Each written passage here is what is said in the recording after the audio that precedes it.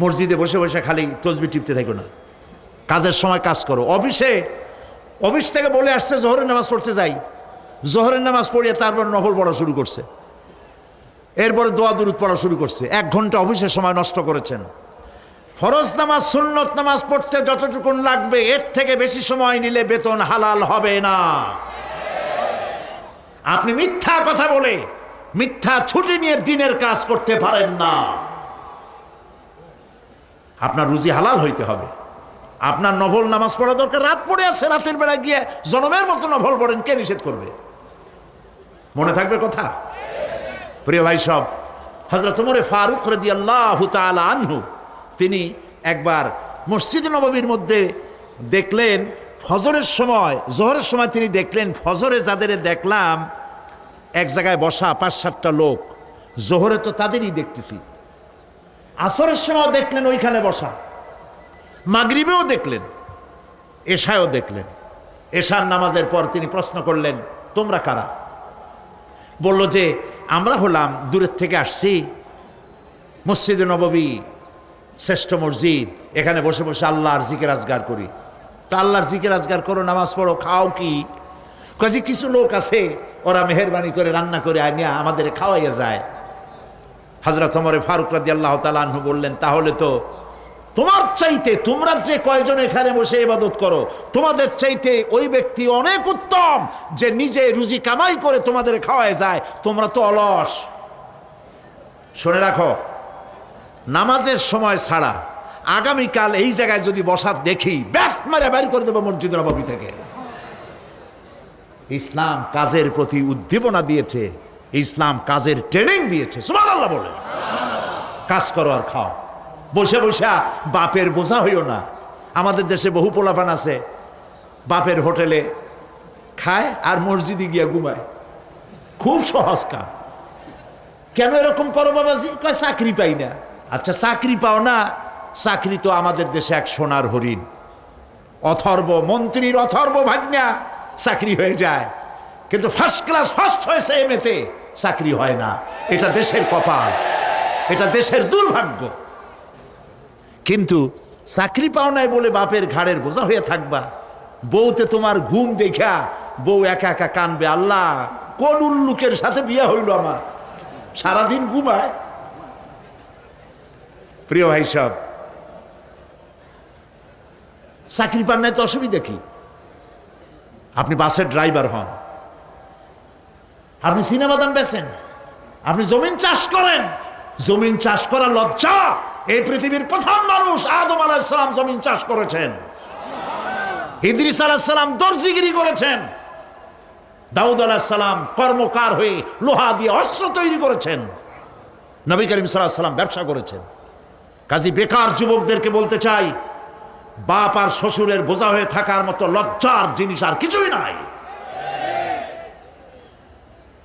বাপের কামাই খাওয়া লেখাপড়া শেখার পর তোমার জন্য জায়েজ নাই। কাজ করো, কাজের অভাব নাই, হালাল কাজ করো, রুজিতে আল্লাহ বরকত দিয়ে দিবেন।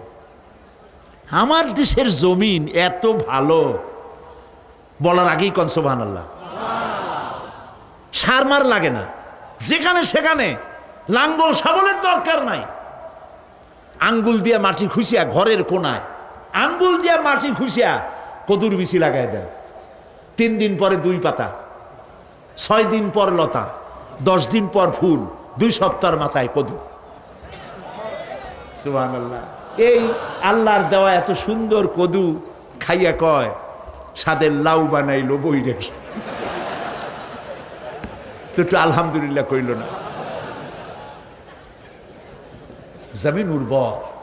জার্মান থেকে এক কৃষি বিশেষজ্ঞ এসছিলেন বাংলাদেশে, শুনেছিলেন এটা নাকি সোনার বাংলা। তো কেমন সোনার বাংলা দেখে আসি। তারপরে বাংলাদেশ ঘুরে টুরে দেশে গিয়ে রিপোর্ট করলো যে দেশটা সত্যিই ভালো, কোনো সন্দেহ নাই, কিন্তু চাষ হয় 3টা গরু দিয়া, সামনের 2টাও গরু, পিছনেরটাও গরু। রাগ করতেছেন না তো? মন্তব্য আমার না, মন্তব্য বিদেশিদের। গরু বললো কেন পিছনটারে? এই জন্য বলেছে এমন সোনার মাটি, মানে মাটি এত ভালো, জমিন এত ফার্টাইল, এত উর্বর, যে থেকে সায়েন্টিফিক প্রসেসে তারা কৃষি উৎপাদন করতে পারে না।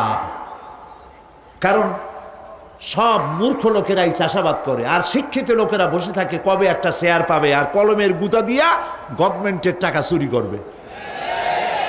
প্রিয় ভাই সব, পিঠের উপরে পিস্তল ঠেকাইয়া চান্দাবাজি করা যেমন গুন্ডামি, ফাইল আটকায় রেখে টাকা আদায় করা অফিসারদের জন্য তার থেকেও মাস্তানি।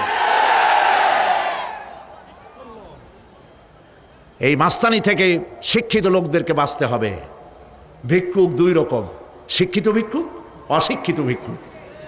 অশিক্ষিত ভিক্ষুকরা হাত পাও নাই, ল্যাংরা লুলা, আল্লাহর হস্তে একটা টাকা দেন, সারাদিন খাই নেই, এই হলো অশিক্ষিত ভিক্ষুক। আর শিক্ষিত ভিক্ষুকরা টাই, স্যুট, প্যান্ট, সেন্ট স্প্রে করে তারপরে গভর্নমেন্টের শ্বশুরের চেয়ারে গিয়ে বসে চাইয়ে টাকা নেয়। এই কাজটা যদি করে নিতে হয় 50,000 টাকা দিবা, 1 কোটি টাকা দিবা।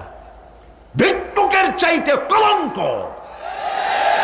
মানুষ নামের অজঙ্ক, পশুর চাইতে নিকৃষ্ট যারা সরকারের চেয়ারে বসে জনগণের টাকা এভাবে চাইয়ে নেয়, ঘুষ নেয়। নাউজুবিল্লাহ বলো। এটা ঘুষের টাকা নয়, জাহান্নামের আগুন। শান্তি পাইবে না।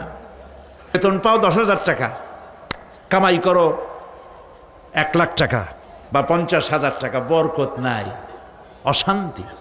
ঘরের মধ্যে বউতে কথা শোনে না, বেচারা সরকারি অফিসে বসে বহুত কামটাম করিয়া কষ্ট করে বাড়ি ফিরছে, বউর একটু আদর নেবে, ভাত বাড়ি টাড়িয়ে খাওয়াবে, সেগুড়ে বালি দেখে বউ ভ্যানিটি ব্যাগ হাতে নিয়ে বাস ফটফট করিয়া হাই হিল পাই দিয়ে বাড়ি চলে যাচ্ছে। কই যাও? আমার মিটিং আছে ক্লাবে। ছেলে একটা উল্লুকের মতো চুল, ভাল্লুকের মতো নখ, সোনার চেন গলায়। আরে বেটা তুই কই যাস? কয় আমার গার্লফ্রেন্ডের কাছে যাই। ওইটা মামলায়, এটা মকদ্দমায়, বউ বাইরে, কোনোটার সাথে শান্তি নেই। একটা কয় আমার পেট ব্যথা, আর একটা কয় মাথার যন্ত্রণা, আর একটা কয় আমি মরব। শান্তি আছে? শান্তি নাই। কেন শান্তি নাই বলবো? সেটা বলবো। শান্তি এই জন্য নাই, ঘুষের টাকা মানুষে আনন্দ করে দেয় না, বড় কষ্টের সাথে দেয়। আমার কাজটা আপনি করে দিবেন, এই জন্যই তো আমি গভর্নমেন্ট আপনাকে বেতন দিয়ে ওখানে বসাইছেন। আপনার একটা গাড়ি দিয়েছে গভর্নমেন্ট, দেয় নাই? একটা গাড়ি দিয়েছে, একটা বাড়ি দিয়েছে, পিএস দিয়েছে, এপিএস দিয়েছে, কম্পিউটার দিয়েছে, বডিগার্ড দিয়েছে, আর সান কি? এরপরেও টাকা, এই টাকার কোনো শেষ নাই। মানুষের কাছে যখন টাকা চায়, কাজ আদায়ের জন্য লোকটি বাধ্য হয়, টাকা দিয়ে যাওয়ার সময় বলে, আল্লাহ এই উল্লুক এতগুলি টাকা আমার কাছ থেকে নিল, ওরে কলেরা দাও, ওর বউরে বসন্ত দাও, ওর বাচ্চাগুলিরে কলেরা দিয়া বসন্ত দিয়া ফিসিয়া নিয়ে যাও। আল্লাহর গজব আর লানতে যত টাকা কামাই করেন না কেন, শান্তি পাবেন না। এই জন্য হালাল রুজি কামাতে হবে। ইবাদত কবুল হওয়ার জন্য তার শর্ত হচ্ছে হালাল রুজি। শর্ত কি? হালাল রুজি। এই হালাল রুজি কামাতে পারলে তাহলেই আপনার ইবাদত আল্লাহর দরবারে মঞ্জুর হবে। সুবহানাল্লাহ বলেন।